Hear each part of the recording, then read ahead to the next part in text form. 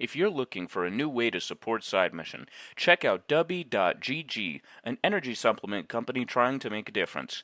Make sure to use code Side Mission for 15% off your order. Thank you, Dubby, for sponsoring this episode, and we hope you enjoy.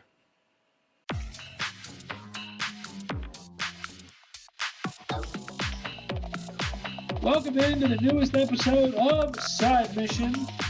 I'm, like always, I'm your host, Rusty Ellis, joined by the boys, Kyle and Matt. And today, we're talking about something that we haven't seen for a long time. And Matt, you might have the exact days. I believe it's been over 600 days since we last saw a PlayStation showcase. At least that's what I've seen all over Twitter. Now, Twitter could be lying to me. That's very, very possible. No, I pay for Twitter Blue. Yeah. I pay for Twitter Blue, so Twitter shouldn't be lying to me. But I mean, that's just me. But it's been a while since we've had a PlayStation showcase. We had one as of recording this. It's been about a week since that showcase, about 6-7 days since that showcase, was aired for the first time. And there's been mixed reviews to it. There have been a lot of people that have been really, really hyped by it. A lot of people that have been really, really disappointed by it. But we're here to talk about what stuck out to us and why. So let's go ahead and jump right in, fellas. I'm going to give you each a chance to speak about what game stuck out the most to you. I am going to put one caveat on it, and that is that we are going to save Spider-Man 2 for the very end. I'm not going to let one of you have the easy way out here and talk about Spider-Man 2. So, Kyle, we'll start with you, and then we'll go to Matt. What stuck out to you from this event? What game kind of for better or for worse? What game stuck with you after this showcase? Foam Stars. Really? Foam Stars? That's it. I'm gonna kill him. That's all. Go ahead and go to Matt. That's it. That's my input. I'm gonna kill him. All right, guys. I'm gonna kill him. That's my input. Just Foam Stars. See you guys later. No, I gotta say, I'm gonna be honest. It looks kind of fun because it's like a PlayStation Splatoon.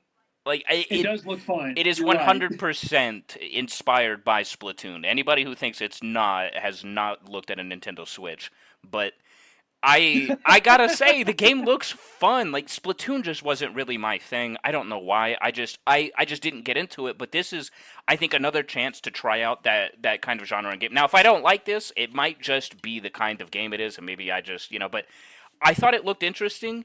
And, it's not a lot that we see games copy each other, and they do it very well. Because usually, like, games can definitely take inspirations from each other, but they have their own way to really make them unique. In this game, I don't think it's honestly all that unique at all. It's literally PlayStation Splatoon, but it's just something about that trailer, the way that they didn't make it just CGI. There was 100% a chance that they came out and gave us a complete CGI trailer, and they showed gameplay. They showed a lot of gameplay, which means that we could be seeing the game this year, which... it gives me something to be excited about. Everything else, I think, in terms of a PlayStation showcase, that was really one of the only things that stuck out to me. I'm just going to add real fast about Foam Stars. You called it a PlayStation Splatoon, but it's developed by Square Enix. But is it gonna be PlayStation exclusive or no? I mean, yes, it is PlayStation so then exclusive. It's a PlayStation. I just was like, I'm just not going to call it a PlayStation game. If it's on PlayStation, it's a PlayStation game. It looked like a PlayStation Xbox version of Splatoon. I think that's correct. I think he's spot on about that. Yeah, is God of War a Sony Santa Monica game, or is it a PlayStation game? I call it PlayStation. So then why is Foam Stars not PlayStation? Never mind. It doesn't matter at this point. The game that stuck out for me was Phantom Blade Zero. Okay. That was crazy. That was a great graphical showcase. I'm hoping all of that was done in game because that was beautiful. The rain effects, the combat system, the setting, the whole Ronin thing. It's like I was kidding, kind of giving me Ghost of Tsushima in a way, but definitely it's like Ghost of Tsushima meets Bloodborne, if you will. Yeah. Yeah. But that looked really great. It is unfortunate to find out that the game actually started development back in 2022, so we are ways off from probably seeing that one. But yeah, that was a great. That really stuck out to me because when I think of PlayStation, my PlayStation 5, I'm thinking of a graphical powerhouse showcase. Tell that that's dog I to agree fuck with that. up. Yeah. Don't let me hear it bark Yeah, I again. agree. I agree, man. That's kind of dog in the background. I guess Kyle's gonna kill it. I'm kidding. That's a joke, FBI. That's a joke. Or whoever would get us in trouble. That's a joke. PETA. Yeah, I thought Phantom Blade looked awesome. I agree that I did like how Foam Stars looked as well. You want to talk about games that really surprised me? I made a list of games. As far as we'll go over that list here in a minute. I thought Neva looked really, really good. That indie game that featured that female protagonist with that gigantic wolf. Like, I thought that looked like an indie game. That looked awesome. I was like, I don't know what's going on here, but I feel like that's going to be an emotional story, and I love story and narrative driven games, and I feel like it's going to be awesome. Love the art style as well on it. Thought that it was really, really cool. I thought there was a lot of good games here. I do think the criticism was very, very valid for this Yes. showcase, because the fact of the matter is, there just wasn't a lot of I think there wasn't a lot of PlayStation exclusives. And I do think that social media plays a part in all this as well. That we see the rumors of, oh, they're going to show factions. Oh, they're going to show Wolverine. We're going to have an update on potentially Naughty Dog's next, single player adventure. I think that there are a lot of rumors. Bloodborne remake as well was another one that's been heavily rumored. I feel like social media is another part of this where it's like that has to take some of the blame for this not being the showcase we all thought it would be. And just that, the expectations were set based on the quote unquote rumors that people had heard. And because of that, when none of those were shown, it kind of leaves a little bit of a sour taste in your mouth. I am surprised neither one of you said Snake Eater as a game that stuck out to you. I really thought that at least one of you would. And maybe that was an expectation thing on me there. I thought that trailer was one of the best things they showed. I am excited for that. I have nothing against it. I've just never played a Metal Gear Solid game. I've Same. heard good things about it, so I am going to be picking this up and playing it. I just don't. I'm not a part of that franchise, so I'm not against it. I'm not entirely. I don't know. I think those games are very unique to the player base. I've heard they're long and they're very like specific. Kojima games. Yeah, it's one of those where I'm either going to fall in love with this game or I'm gonna play it a couple times and probably never pick it up again. But what I can say is I am excited about it. That trailer was pretty damn awesome. I'm not. Yeah, it was very hype. I was sitting there watching it when I went because I was out of town all last week and wasn't able to watch the actual showcase. When I went back and watched, I was watching the start of the trailer and I was like, I have no idea what this game is, but I love it. And then when it showed Snake coming out of the shadows, I was like, okay, that was cool. That was pretty badass. I loved that. So I think there was a lot of really good stuff shown. As my list of, let me count them up. 1, 2, 3, 4, 5. A list of about 12 games. I'm guessing that it's 12. I'm not going to sit here and count them up on air. I have a list of games that that stuck out to me, and I want to get y'all's thoughts. Just go briefly on them. We don't have to spend too long on any of them. I did them in kind of tiers. So there were games that were interesting, games that were intriguing, games that I thought looked good, really good, and then games that I'm like hyped about. That hyped category only has 2 games, and hint, hint, you've already heard about one of them, and that was Snake Eater. I'm pretty sure you can figure out what the other one was. It was the last game they showed. We'll get to that in a minute. I want to get y'all's thoughts, see if any of these stuck out to you. So the interesting or intriguing ones, these are ones that I'm probably going to pick up, but whether or not we do an episode on them, I'm going to leave entirely up to y'all. The 3 that I had here were the Talos Principle 2, which looks like a puzzle game, kind of. Really, really beautiful looking game, but we don't know a lot, and I don't know if it's one that, will appeal to y'all. The other 2 were Cat Quest. That looked awesome, I'm not going to lie, but I feel like that's a very niche game, and I feel like I might be the only one that buys it because I love cats. And then the last one was Dragon's Dogma 2. Did any of those stick out to y'all? Matt hates the Dragon's Dogma franchise. Dragon's Dogma 2. I am so hyped for that. You have no idea because you have no idea how long I've been waiting for a sequel. The first one came out on the PlayStation. I did. The first one came out on the PlayStation 2. I played the PlayStation 3 remaster. No, you know what? It came on the PlayStation 3. Let me stand corrected there. But I played the remaster, and oh my god, I loved it. My friend Eddie actually introduced it to me, and I thought the setting was great. I like the medieval setting. I like the monster design being based off things like chimeras and griffins and trolls. It feels like you're in your this like It's almost like Dragon Age. Yeah, it looks like it's a very similar Dragon Age style to and Dragon very Age. very like mid. I almost said Midgard. Lord of the Medieval. Rings, very much, very that. Yeah, I think quite a few of them stand out. There's I don't know. I like. Is it Talos or is it Talos? I don't know. The Talos I principle. said Talos. I said Talos, but if it's Talos, forgive me. Yeah, I think that game looks good. Definitely think that Metal Gear looked good. But one of the indie games that stuck out to me as well was Teardown. It's like a Minecraft Yeah, GTA that one kind of was game. interesting. That game So looks that fun. wasn't even on my list, but that one does look fun. I'm not Yeah, gonna lie, that looks a lot of fun. So I could see the appeal to that as just kind of being a fun, kind of just wreck shit with your friends kind of game. yeah, Like yeah.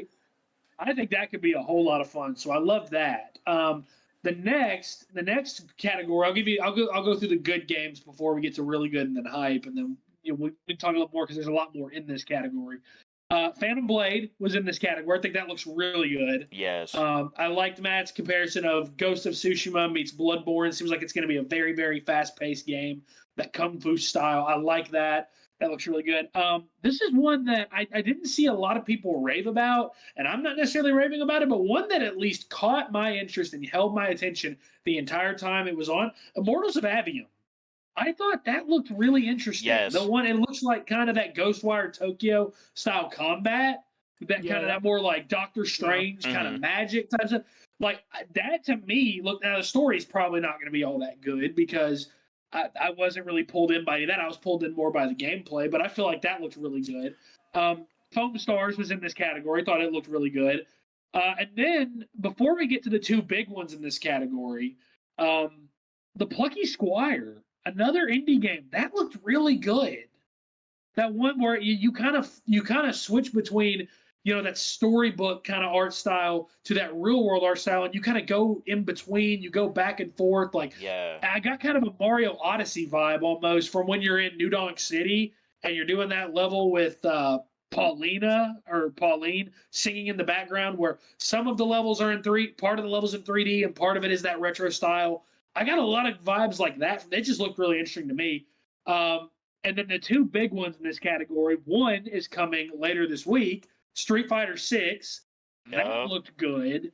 Really liked what we saw of that. And then this is going to get Matt excited. Assassin's Creed Mirage. Finally, a Thought release date. Finally. it looks good as well. So, boys, a lot of games there. I think I know what you two want to talk about. Matt, Assassin's Creed Mirage. Just tell me, did that get your hype levels up a little bit? Because we've been waiting to see something Yes. on that. Yes, it has because this is a continuation of a backstory of a character from Valhalla that I really enjoyed. This is basically kind of an origins of the Brotherhood type of situation. I just love the fact that we're going back to the classic Assassin's Creed 1, 2, and 3 style. I mean, don't get me wrong. I did like Origins and Odyssey and Valhalla's little RPG type of looter type of thing, but you don't feel like an assassin. I don't I get that agree. brotherhood. Like I literally said before with those games, you could call it anything outside of Assassin's Creed. It'll still be a fantastic game. It's not the name that makes it good, but it's the name that makes people want to take a look at it.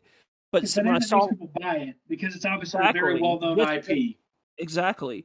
And Mirage being just finally getting to go back to feeling an assassin is just what I'm really looking forward to with the hidden blade and the single kills and the blending in and all that stuff that makes Assassin's Creed what it is. I'm so happy to finally go back to that because I know after this one, we know that there's several Assassin's Creed projects being worked on right now. We know that one of the next big ones is from the Valhalla team, so it will go back to the RPG mechanics. But I'm just glad that Ubisoft is giving some of us old school fans, throwing us a bone. This actually made me Yeah, want to pick it up. oh, go ahead. Did it really? Yeah, I was watching it and I actually was gonna ask y'all about that if it looked good because to me as a non Assassin's Creed fan, it made me want to pick it up because I noticed that, like Matt That's said, cool. it takes it back to being an assassin, and I was like, okay, this game looks like everything I saw from the old Assassin's Creed games. I never played them, but I've seen them. I've seen how the gameplay is, and I was like, this looks like that. I actually am interested. I do want to pick that up. Yeah, I think that especially if you're not into the Assassin's Creed games, Odyssey and Valhalla, those are two really beefy games to try to get into as if you're not an Assassin's Creed fan. Because for one, as Matt said, you don't play as an assassin really. Like you play as a quote unquote assassin, but in one you're more or less a Viking, and the other you're more or less a gladiator. And really, going back to Origins was kind of that same way, but the difference is the story in that game was so damn good that you almost didn't care. Like it hadn't gone full bore into that RPG style yet as Odyssey and Valhalla did. So I do think that this is going to be an easier time for new Assassin's Creed fans to get into this game. It looks really good. The gameplay looks good. Visually, it looks really good. There's a lot of things here I think to be excited for.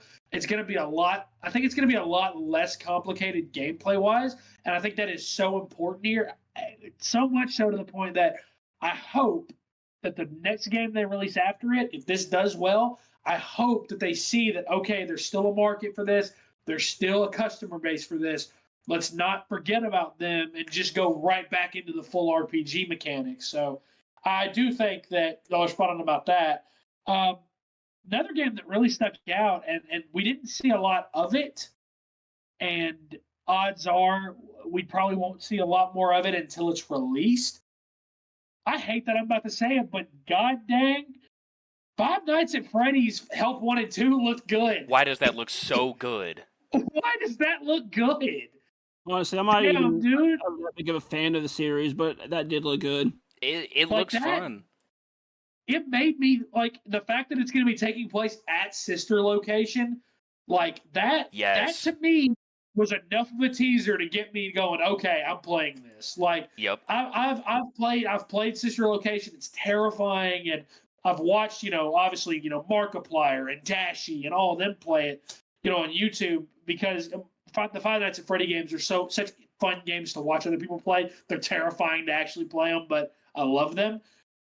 This seeing that it's taking place at sister location, that alone, the elevator going down, the voice on the intercom being that same voice from sister location, that was enough for me to go, okay, this is a day one cop. I have to try this. Like that looks really good.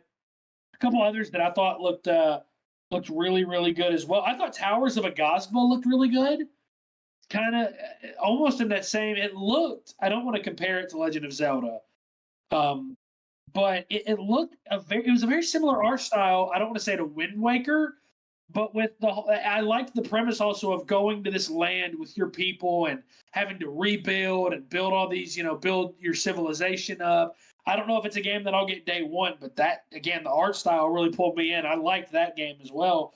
Um, but fellas, we've obviously we've kind of put it off a little bit, and we're gonna talk about it because let's face it, this is the main reason all of us tuned in. Spider-Man 2 looks fucking awesome. It looks great. Oh yeah. Uh, Oh yeah. and the fact that I am worried that we don't have a set in stone release date because, in my opinion, that does leave room for another delay, which, as we've learned, not inherently a bad thing. If it needs more time, it needs more time. Um, but fellas, for a game that's not done yet, this looked really damn good. Kyle, I'll start with you, and then we'll go to you, Matt. Uh, there was a lot to like about this game. Most importantly, we now know it's not going to be co-op; it's going to be single player. But the moment that press square to swap to Miles popped up I screamed. was when I got excited. That was when I got excited. Yeah, yeah. First of all, for everybody on social media saying that this game Yes. doesn't look whatever, or its graphics are blah blah blah, or you say some stupid shit, listen, this game doesn't even have a definite release date. It says it's coming in the fall, could be a delay, but it's obviously not the gold version. If this game had gone gold and they said this is the final trailer, by all means pick it apart, which I don't even give a shit that much to begin with. I think what we saw was enough of a graphical upgrade in terms of, seeing the entirety of the city in the amount of detail that we saw. That draw distance was so beyond impressive. I think that there is not a reason to complain about these graphics, because when has Insomniac ever let you down? Matt, don't pull Facts. some obscure reference out, because I know you have one. But even in the PS4 Ratchet and Clank game, that game's story was ass, but those graphics were really, really good. The Their graphics and worst game gameplay I were can great think in of. that game. It's just the Yeah, story. yeah. The worst game I can think of coming from Insomniac still has amazing graphics. Like, people are looking for a reason to be mad. This game looks fucking fantastic. They showed off the Venom suit from the get go. I was hoping. I was like, we obviously knew Venom was going to be in the game from the last trailer, but I was hoping. I was like, man, please let us use the Venom suit. I was not expecting us to show the suit, let alone gameplay of us using it. Holy shit, it was so different from Spider-Man and Miles Morales, because you know, it opens up this, can suits have abilities? I mean, it was obviously a big thing in Miles Morales and Spider-Man to change the suits, but what if they now came with different abilities? Like the Venom suit, that changes your gameplay, so it's not just mash square, do these combos, use gadgets. Now your suits play a part in the combat. I'm praying that's a thing for most of them. It doesn't have to be all, I but will say, wow. and because I've been obviously replaying the Spider-Man games recently, trying to platinum them, and I'm close on one, thankfully. The suits did have different abilities in those games, but they weren't like that. They weren't like gameplay altering, and that's kind of Right, a fair yeah. critique I think of those games. I would like to see more play style altering abilities here. I would like to see Yes. more of a stick with these abilities if you want to play this kind of play style. I would like to see that more. I loved what we saw, especially seeing the Venom suit right away.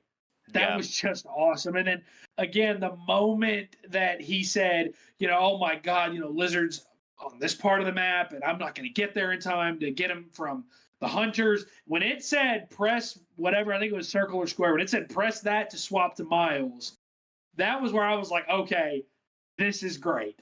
This is awesome. This is what we've been wondering ever since the teaser was revealed, was is this co-op or are you going to play as both? And the fact that you get to play as both is awesome. Matt, what stuck out to you from Spider-Man 2? So I'm going to talk about this real fast because these controversies. This is literally the puddles situation again from when Spider-Man Yes. PS4, was first revealed. Like everybody was making these big complaints about some puddles. I'm just All of a like, sudden, you we care guys. about water effects. Who the fuck knew? Yeah, All I of a was like, you sudden. guys will.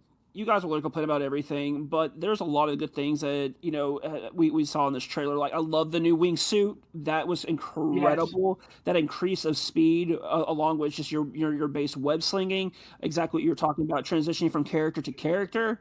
I like the fact that we don't have that too much. There's still so much mystery to this game, but we got just enough to get us to whenever we get to like the next PlayStation. I'm not gonna call it showcase. It'll probably just be a state of play for Spider-Man 2. Like what we got with God of War, they'll probably announce like whatever collector's edition there's gonna be. But a couple of things that stuck out with me. Craven is not a really commonly used villain, so seeing him here is And heck, him was as the quite big a bad shock. too. Like And I it looks like he is the yeah, guy here. Yeah. yeah, which is crazy because Sony has a literally making a Craven movie right now, so I kind of feel like that makes sense. You know what I mean? Seeing Lizard here, that's another good villain that was not in the last games. Now I'm just wondering who is left in Spider-Man's rogue gallery that they can use, and right now I'm thinking Mysterio is a name. Yeah, Mysterio is one that I Mysterio. think we could There's definitely another see. one, absolutely. But going back, like looking And back at it, Goblin. there was a couple of cool things like during Miles' segment that I noticed. Like I like this little thing where he kind of shoots off this line that he uses to trapeze around the area. It's not just him shooting out a web. It's like this little tool that he uses. I can't. Yeah. That was not Miles Morales, correct? To be honest, it's been a while since I played Miles Morales. Hopefully, I'll be getting back on that shortly, but I don't But remember for a fact. man, that whole chase sequence that they gave us was, my God, so great to watch. And I go back and I Yeah. rewatch it a couple of times. Like that is how you do it. And Insomniac is 2 for 2 right now. I have no doubt in my mind that this game is probably going to be up there as Game of the Year contender. We just got done talking about Zelda being, our current Game of the Year, but don't be surprised if Spider-Man 2 comes in, takes a few people's I opinions, wouldn't be changes surprised. people's opinions. I will not be surprised one bit. Um, but that trailer just left me wanting so much more, but it also gave me just enough. So I'll tell y'all, we've got an interesting situation here because I feel like this game is going to put us in a very interesting spot when you look at this world and the stories that have been told in Spider-Man PS4 and in Spider-Man Miles Morales. We haven't quite yet seen, spoiler alert, if you haven't fucking seen the end of Spider-Man, which at this point, if you haven't seen that years later, that's on you. We haven't really seen Peter have to deal with the grief of losing Aunt May. We haven't really seen that because he goes MIA for all of Miles Morales, and that theoretically takes place, a few months after the ending of, Spider-Man. But how does the introduction of the symbiotes change all of that? How does the introduction of the Venom suit, Venom's presence as a whole, how does that change all this? Will we see Eddie Brock at some point? There's a lot of story things here. I feel like what we're about to get from Spider-Man 2, and you can clip this if you're out there listening. You can clip this. I think we're about to see their deluxe album. And what I mean by that is normally in music, an album is 12 to 14 songs, maybe 10 to 14 songs. The deluxe is typically 25 to 30. So think about that in hours. If the first game was 12 to 15 hours, I think we're looking at double that this game. I think this game is going to be a really long story, and I'm excited for that. I hope that's what it is because I don't want them to rush it. Kyle, you were about to add something. What did you have? Oh, I was just gonna say, we've already seen so many Spider-Man villains like Doc Ock and, obviously Lizard and Kraven are gonna be in this. I think we're gonna get Goblin. I think we're getting Green Goblin here. So we didn't get him in the first game, except I don't think He's been teased heavily too. I don't think it's gonna be Green Goblin. I think it's gonna be Hobgoblin. Because I do it's think Harry. that we've had that teased both at the end of Spider-Man and at the end of Miles Morales. We've had that teased with Harry Osborn being in that tube, and that's got to be paid off at some point. Yeah, I mean, we've already seen so many villains like Tombstone, obviously Vulture, and Electro and Scorpion and Taskmaster, and there's you only have and Black Cat. There's Mr. Negative. I'm sorry, I can keep going. Prowler all day. You can run down the entire list, but you're only left with a few like Carnage, who we haven't seen. I think he could show up in this game, but if they save him for the third game, I'm not mad. I think that'd be cool. No, I wouldn't be mad either. I think Carnage is definitely a big possibility. And Mysterio, I don't know. He could carry a story himself, and he could also be saved for the third game. And that's an interesting thing here because you could say that about Carnage and about Mysterio. They both could carry a game as the guy on their own. I have to ask y'all, do y'all think? I think the version of Kraven we saw can carry a game on his own. Do y'all think he will? I do. I think so. I don't know a lot about Kraven. Yeah, that's my thing. I don't know a lot about him, like Matt said. In the comics, Kraven is a powerhouse. He's probably one of Spider-Man's greatest villains because Kraven is not just somebody who's just a villain who is off to make people's lives hell. He is literally hunts Spider-Man. He is the hunter for a reason. I also think what would be really cool is maybe. Because this is Marvel, I think, and we already know Insomniac is also working on Wolverine. What if they start integrating other Marvel villains into? I was just about to ask that. You sack of shit. I would exactly. So let me give y'all a little an anecdote here. Y'all remember the PlayStation and the Dreamcast Spider-Man games? Like the first one that where Doc Ock was the villain, he let off all that gas in the city and all that. You remember that game? About how fucking Daredevil was in that game, and how Human Torch was in that game randomly. I would love it if randomly in this game, fucking Iron Man showed up. If randomly in this game, fucking Human Torch or or Reed Richards showed up. I would love it if one of them showed up. If Daredevil showed up just randomly, I would love it because that to me, again, it would just be a really really cool moment of yes, this is a version of Spider-Man that has been through it. He's been Spider-Man for almost a decade now at this point, at least based on dialogue from the first game. You know, this version of Peter Parker has been Spider-Man for a little bit. He's for a while now. Now Miles is obviously very new, but I would love it if in one of the sections is playing as Miles, you come across another Marvel superhero, whether again that's Human Torch or that's Daredevil or Reed Richards or really any Tony Stark even. Like I would love it if that happened and it was more of a kind of that mentor role that we've seen, kind of that, hey, I've been in your shoes before, I've been early on in this gig, I know how to handle it, here's how I did it. I would love it if they integrated other heroes like that. Do y'all think, I don't think they will, but do y'all think they should at some point? Yes, I do think they should, especially because we got hints. The location where Peter went. I mean, that little country he went to was actually something that was ruled by Doctor Doom. Yeah. Can you give me 5 comic book video games that have ranked higher than an 8, in your opinion? And this, I think I could. I think that there are a few, but all 4 of the Arkham games haven't they? That's true. But okay, I'll say this: 5 different franchises. Has to be like Spider-Man, Batman, because now that you might have you have a beat on. I think yes, because the only real video game comic book video games I think of are Spider-Man and Batman. Obviously, there are some other good ones out there, but not ones I'd rate an 8 or a 9, let alone a 10.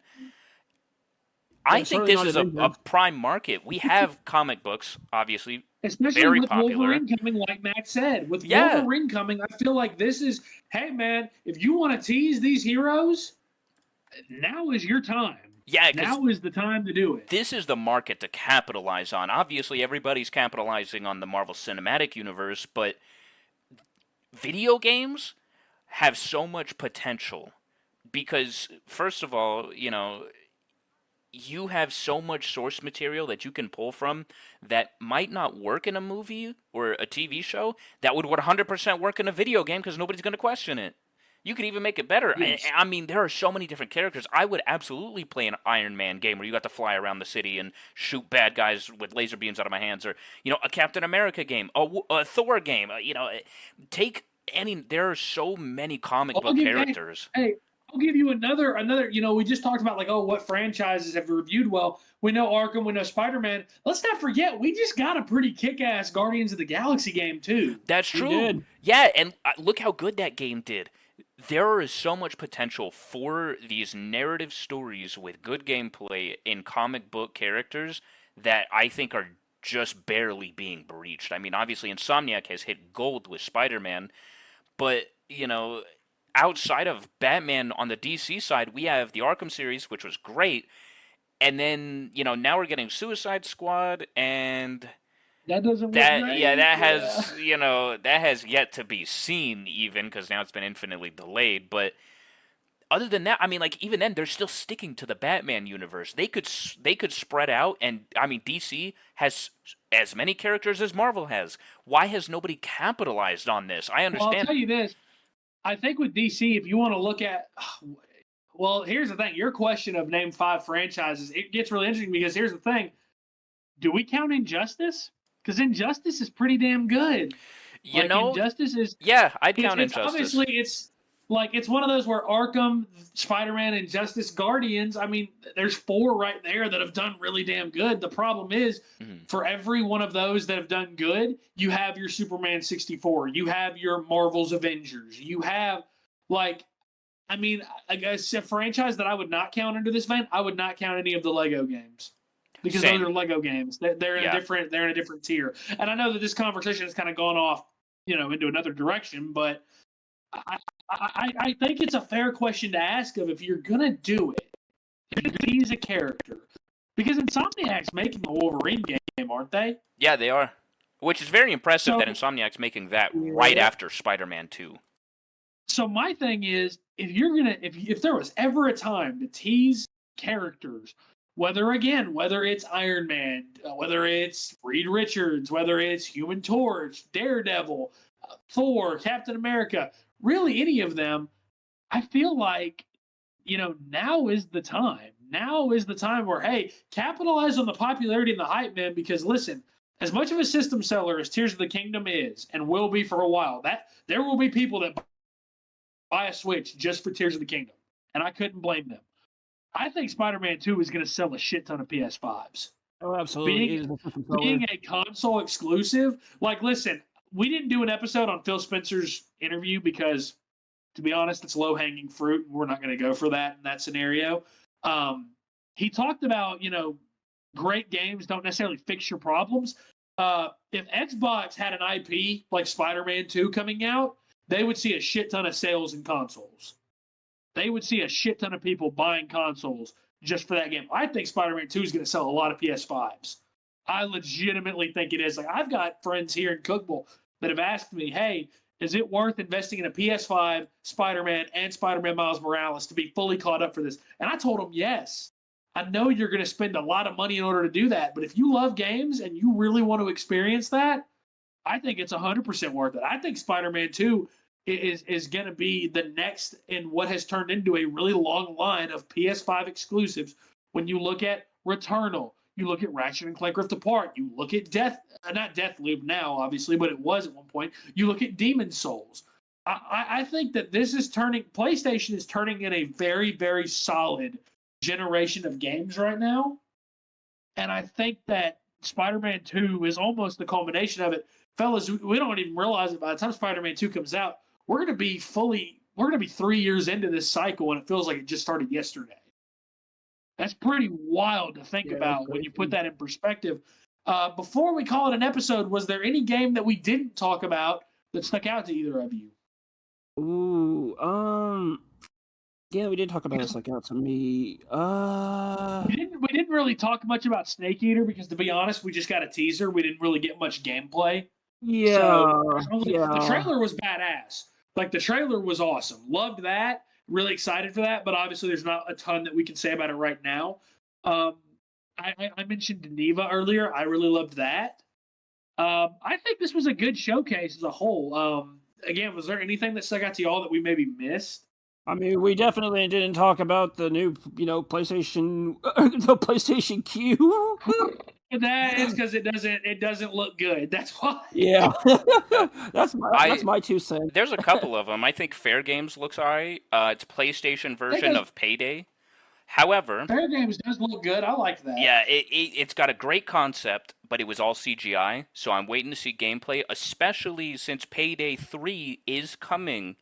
I heard it was this year, but I'm almost confident that because we don't have a release date and a full trailer, it could get delayed till next year.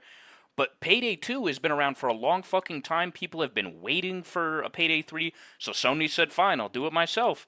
And I think this has potential if the gameplay is solid. I think Alan Wake 2 looked good. I've never played an Alan Wake game, so I might get it and absolutely hate it. But I thought that trailer at least got me interested in the story. It did not get me interested in the gameplay because there was none shown, but the story has me hooked. And I'll agree with that. I thought Alan Wake 2 looked really good. Yeah, and one big thing is I think PlayStation and their VR, Arizona Sunshine 2 looked good. That Synapse game, which was obviously taken from Superhot. Is that the Superhot? Okay. Yeah, it looks like Superhot wasn't. Yeah, it looked good, and the Resident Evil VR mode looked really fun. I think there's a solid case for PlayStation to be selling their VR2s. It's just they're so expensive still. I mean, the games look fun, but I don't have that money for it. Resident Evil 4 in VR does sound pretty awesome. Yeah, but the biggest thing that stuck out to me at this showcase, bigger than Spider-Man 2, was Sony's audacity to come out here and give me a Wii U pad for my PlayStation 5 called the Q.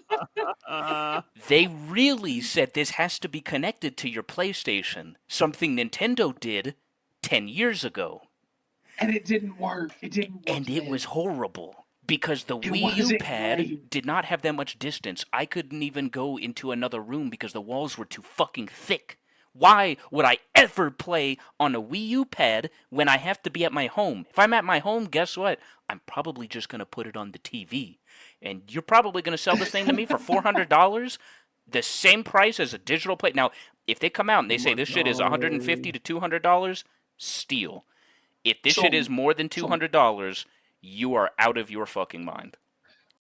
So I saw somebody tweet this, and people got all up in arms about it for no reason at all, in my opinion.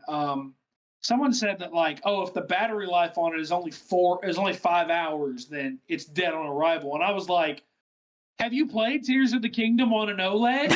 It lasts like 3 hours. What are we talking about here? It lasts like 3 hours handheld. Like, Facts. if it's got a 5-hour battery, that's impressive considering some of the games that it's going to be running. Yeah, I'm saying. I got to be honest. Yeah, I watched that, and all I could think of was, man, like the time for the follow up to the PSP or the PS Vita, I guess. That time is come and gone, in my opinion. It's come and gone. You're not in that era anymore. It seems like an unnecessary attempt at trying to be too creative. If you're Sony, it kind of comes off as we're trying to hit a market that we're not hitting. Well, there's a reason you're not hitting that market because one, Nintendo has that market cornered because the Switch is the perfect hybrid console in terms of handheld and at-home gameplay. It is deep. They've cornered the market on that. Nintendo has. The other part of it is if it's got to be connected, what's the fucking point? Exactly. The whole strength to the Switch is that the Switch can be taken anywhere. That it doesn't have to be connected to a dock for you to use it. This to me seems like an unnecessary attempt at a cash grab, and I don't foresee it going well. No. Because I'll give you an even better comparison here. Look at the Steam Deck. The Steam Deck doesn't have to be connected to anything at home. It doesn't have to be connected to another computer.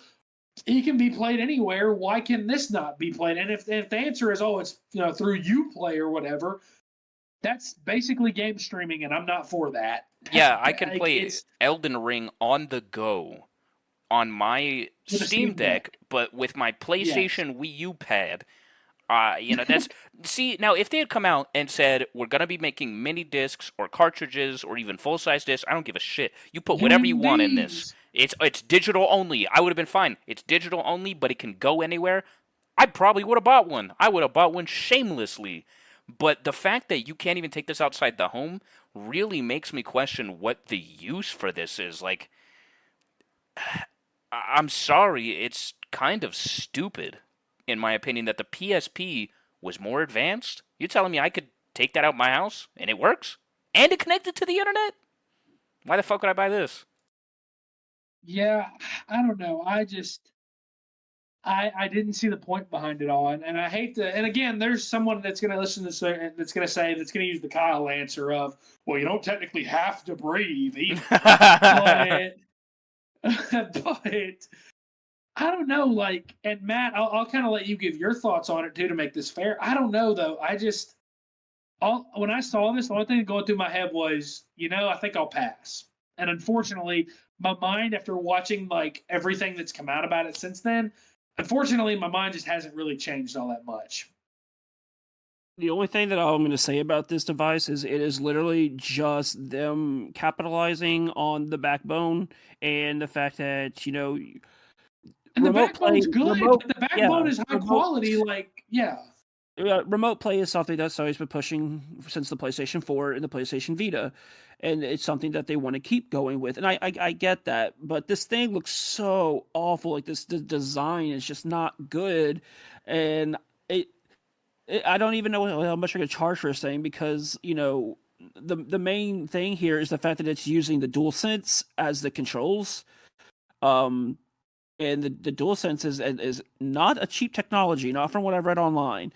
So Oh, I not don't at know all. how much. I don't know how much they're planning on charging for this thing. I mean, I'm not interested in it. If I'm going to play PlayStation, it's going to be on my TV. Yeah, the Yeah, to be DualSense. honest, Sorry. I don't have much of a desire to go anywhere else to play another console that isn't a Switch. Like the Switch is what it is because it's the only thing of its kind. Like the Yeah, Switch, whether it's the OLED, the base model, or the Switch Lite, it's the only like thing that it's that is like it. So it's one of those things where I don't know. It just this to me seems wholly unnecessary. Kyle, what were you about to say? I was gonna say, if they really wanted to capitalize on this, what they should have done is come out with their own version of the backbone, and that's it. No screen. Because here's the thing: this thing, this, I'm just calling it the PlayStation, Wii U pad. Because the Project Q is a Yeah, terrible Project name, by Q the is way. That's dumb. Wii U. The Wii Q, yeah, that's what I'm calling it. It's the Wii Q. Q. Why is my phone better? I can buy a backbone, put it on my phone, and I could be in the middle of Target playing God of War Ragnarok on my phone if I wanted to do that. But you know why I'm not? Because there's not really a market for that. Like why would I want to do that when I have a perfectly good PS5? If Sony was smart, they would have came out with their own version of the backbone and see how that sold. If that sold well, Yes. go all in on this DualSense technology and say, hey, we're creating a special backbone that has DualSense features, adaptive triggers, all that good shit, the haptic feedback. If that sells, then come out with a full, console hybrid bullshit, the screen thing that comes with it, because I'm sorry, I guarantee you, even if you had just come out with the Sony backbone, nobody would have bought it. And because you are going the extra mile and making this thing look like a DualSense that was split in half, I think that's going to deter people even because, like Matt said, it looks ugly as shit. It doesn't look very comfortable. It doesn't look ergonomic at all. Like it doesn't look like it's going to be comfortable to like play for a couple hours at a time. So here's the other thing: it's a catch-22, including all of the DualSense stuff. Because while that is cool and that's awesome if they can pull it off, you just know that's like guys when the PS5 first came out, what was the big issue with the DualSense? The battery life. Battery life was terrible. It lasted maybe an hour and a half to 2 hours, and then it died. Like now, since then, thankfully, they've come out with firmware updates that have improved the battery life. They've come out with ways to make that a little bit more economical on the DualSense and not have the battery wear down as fast. But I refuse to believe that if it's going to be a 1080p screen that's going to have controllers that have the controllers essentially the Joy Cons almost have DualSense functions. I can't foresee this thing being played for more than an hour at a time. I don't see it. Like it is a catch-22 of sure, it's really cool, but it's not going to be really cool if I have to charge it up every other hour. It's not going to be really cool if I have to keep it plugged in just to be able to play for more than an hour at a time. Like I see here more problems than I'm seeing good. There's more cons than there are pros. And the pro, sure, I would love to be able to play God of War Ragnarok handheld. I would love to be able to go on the go and not have to take my PS5 with me. But the problem is that's not the product you're giving us. Not based on what we're being told. That is not the product we're getting. So I don't know. Like, I think there's a very, very good shot that we don't see this until late 2024 at the earliest, anyways. Like, I think that there's a very good shot we don't see this anytime soon. But man, it just feels wholly unnecessary. It feels like, if I'm being honest, it feels like PlayStation is kind of fucking around because they think that they've got a lead in the console wars. And I can tell you, one good year from Xbox can flip that really quickly. It can flip. Like I know we shit on Xbox a lot, Yeah. but realistically, if Xbox drops a couple bangers, the console wars can flip. We've seen how fast the console war can flip. Xbox 360 was way out ahead of the PS3, and then all because of one E3, PlayStation has been ahead ever since. All because of E3 2013, when Don Patrick said, TV, TV, TV. All because of that, PlayStation has been. That is like, think about that for real. Like, I know this episode has kind of gone a little in different directions now, but think about that. That's how fast the console war, quote unquote. I hate that because I have all three and I love all three, but that's how fast all of that can change. Is for the longest time, the 360 had a big lead, and it took one bad presentation. That's all it took, and PlayStation took off. That's all it took. So if Xbox drops a couple bangers and this flops, you really look like you're fucking around just to find out that you're not that far ahead. Like that. So I think this is a big risk for PlayStation, and I think it's an unnecessary risk for PlayStation. Now, the event as a whole, I thought was a good event. I know that people were pretty low on it because we talked about expectations, how social media plays into all that. We talked about all that, obviously. But I thought this was a good event as a whole. I really liked a lot of what we saw. Now, I do hope that it's not the last PlayStation event that we get this year. I hope that we see another State of Play specifically for Spider-Man, specifically for Snake Eater. I want to see a little bit more, and I want to see a little bit more of what their first party developers have got cooking. I want to see what Naughty Dog's got cooking, obviously. I do want to ask y'all, because these are some rumors that have come out recently. It's being rumored that Sony is getting ready to make a pretty big studio acquisition. And we don't know who it is yet. Do y'all have somebody, do you think y'all know who this could be? Because it's like a big acquisition that they're getting ready to make. Some have rumored that it's CDPR. I saw them respond to that, actually. They did. Some have predicted that. Others have predicted, I'm not going to get my hopes for this, but I would love this. Some have said maybe From Software. I don't know how much legitimacy there is. Probably not a lot.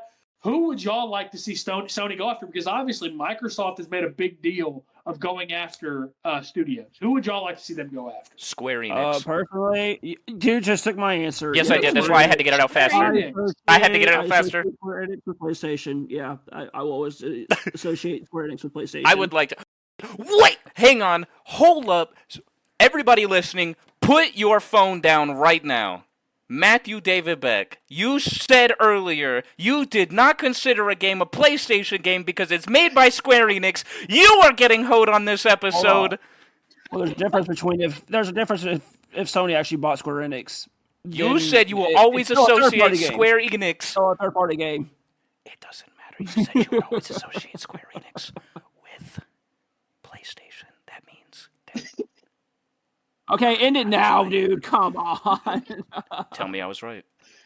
I legitimately think there's a good shot that whoever it is they're supposedly in talks to buy. I think there's about to be some big news over the next month that's about to come out. The other big thing, supposedly, and this has not been confirmed, supposedly Days Gone 2 is in development. Supposedly that's in development now. And the crowd goes mild. And the thing is, while I thought Days Gone 2 was a much better game than it reviewed. It was, yeah. There was a lot of flack that the director of the game, I believe it was, came out afterwards and said, if you want a game to get a sequel, go buy it at full fucking price. I think that was the exact quote, actually, he said. And it looked like there would never be a sequel for this game. So if that's true, I think that's a really interesting wrinkle. Now, of course, if that's untrue and it's just some stupid rumor that got made up, forgive us. I just wanted us to have some interesting stuff to talk about here because I wanted this episode to be good. But I think those are two really interesting things to keep an eye on, is potentially Days Gone 2 being in development. That's really interesting. And two, supposedly Sony is in talks to make a big acquisition studio-wise, and Sony fans have kind of been waiting for that after Microsoft went on their little purchasing spree. When you look at Blizzard, Activision Blizzard, when you look at Bethesda, when you look at all the studios they bought, Rare is another one that they bought, that's years ago at this point. But when Microsoft went on their little buying spree, their spending spree, people kept waiting to see how Sony would respond. I'm interested to see in the coming months if anything comes of that. So, fellas, before we go, do y'all have anything else y'all want to add? Yeah, why did they show us Gran Turismo, the movie, at a PlayStation? I'm just kidding. I gotta say, that movie kind of looked good. I won't lie. I'll go see it. I like the cast. And I think it's going to be a fun movie. Yeah. I like the cast, and I think it'll be fun. Matt, are you going to come visit me so we can go watch it? I'm thinking about that. That actually would be a good time to do that, yeah. Hey, dude, I'm sorry. You can't tell me that a movie with David Harbour and Orlando Bloom, you can't tell me that movie's terrible. Facts. I just feel like the cast is too good at that point. to be terrible. But either way, maybe we'll review it. Who knows? Maybe we'll review it. It is a video game movie. Maybe we'll review it. Who knows? But that is going to wrap up this episode of Side Mission. Be sure to follow us on Twitter at Side Mission Pod. You can follow all three of us as well. Before I send this off, we also got Facebook. You can follow us on shit. The mics is hitting a little bit hard at this point in the recording session, not gonna lie. You can follow us on Facebook at Side Mission Podcast as well. Now for the boys, for Kyle and Matt, I'm Rusty. Thanks for listening.